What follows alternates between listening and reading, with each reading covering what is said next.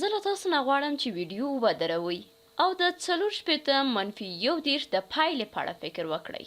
ښه، اوس راځئ چې په ګډه سره کار پرې وکړو. لومړی دا چې 40 خپله څه معنا؟ ډېر ښه، موږ دې لپاره له خانو څخه ګټه اخلو. 6 په لسیزه خانه کې دی او 4 په یویزه خانه کې. نو دلته دغه 6 په خپله 6 لسګونې معنا لري، یعنی 6 ګروپه لسګونې، چې دا 6 لسګونې موږ دلته لیدلی سو.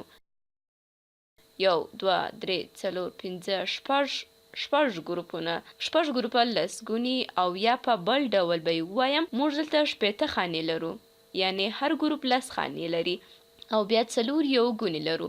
نو دلته به 4 یوګونې ولیکم، 4 یوګونې، چې دا ټول 4 کېږي. 6 لسګونې او 4 یوګونې، چې په ټوله کې 4 خانې کېږي. په دې کې 15 دغه آبي رنګه خانې دي او 4 نور بیا دغه بلې او ژېړ رنګه خانې دي. اوس زه غواړم چې 21 ترې بیل کړم. 21 یعنې څه؟ د 21 جوړښت له 3 لسګونو او 1 یوګون څخه دی. نو راځئ چې لومړی 1 یوګون ترې بیل کړو. موږ دغلته ترې بیلوو یا یې منفي کوو. نو ګورئ موږ غواړو 3 لسګونې او 1 یوګونی ترې بیل کړو. سمه ده؟ ښه، راځئ چې لومړی یوګونی ترې بیل کړو.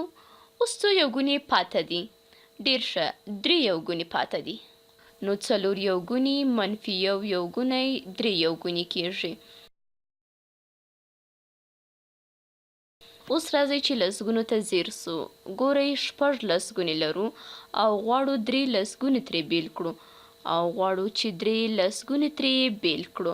نو راځئ دا کار وکړو.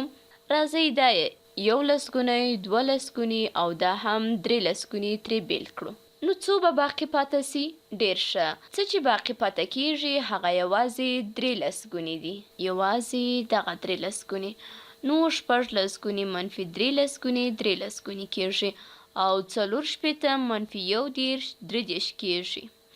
3 لسګونې او 3 یوګونې، 3 لسګونې، یو ګروپ لسګون، بل ګروپ او همدارنګه بل ګروپ لسګون، 3 لسګونې او 3 یوګون، 1 2 3.